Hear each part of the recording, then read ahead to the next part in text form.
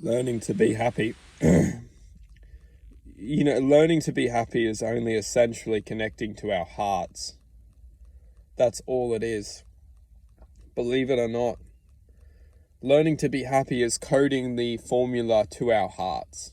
Because once we code the formula and connect to our hearts, when I say code and connect, I mean actually code and connect. To get to the heart is to connect and code our ultimate divine consciousness or existence or truth or wisdom or enlightenment to the heart. It's essentially connecting the higher existence or the infinite source to our physical heart. Once we do that, a wisdom or a chain or a truth has the ability to love. And it's this love which we can use to reveal the true identity. This true identity is much more than any experience or pleasure or action which can create a temporary happiness. A lot of us are stuck in the temporary happiness, which we achieve something, we get happy, and then we go downhill, or not even downhill, we just come down. A lot of the drugs, sex, alcohol, food, technology, a lot of the stimulants within this reality are only designed to keep us temporarily happy, because we produce the happiness and then it's almost like it's taken from us. It's pretty fucked up, but it's true. We get happy for like maybe even up to a period of our lives, maybe 6 months we're happy, and then we come downhill again. Why is this? Because when we're producing a frequency of happiness, we're actually resonating at a higher frequency. And within this frequency, we're developing a sense of truth. And if we can't learn to hang on to that truth, it will be taken away from us.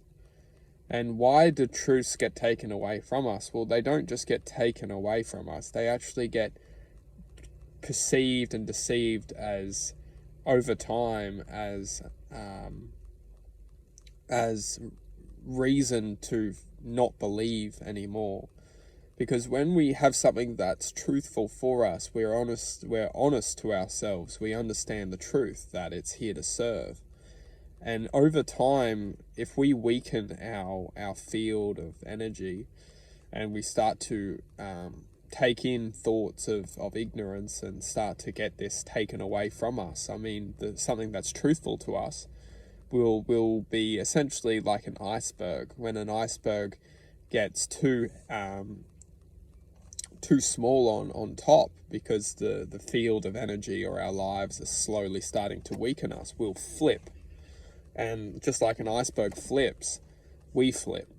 We go from someone who once was very positive, loving, generous, devoted to serving something truthful within us to the opposite, really. We're lost, we're confused, we're angry, we're upset, we're frustrated.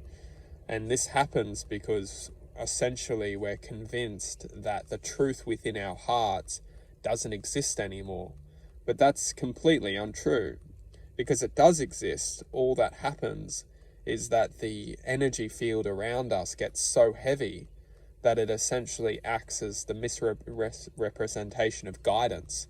So from once we had guidance, we had connection, we had devotion to serve something truthful for us, we're now neglecting it, and we feel that it's not there anymore, but it is. It's just that we're neglecting it.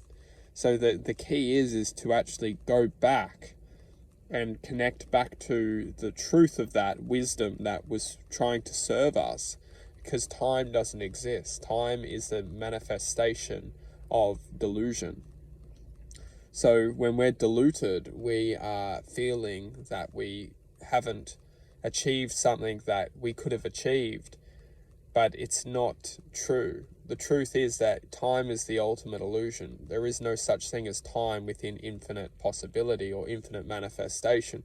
Time is only the delusion of this 3D matrix. So when we start to go back to our hearts and start trying to connect back to the truths which are trying to teach us to overcome this temporary happiness, we can start to connect to the truths and grow and start to connect to unconditional happiness and start to learn how to hold on to unconditional happiness.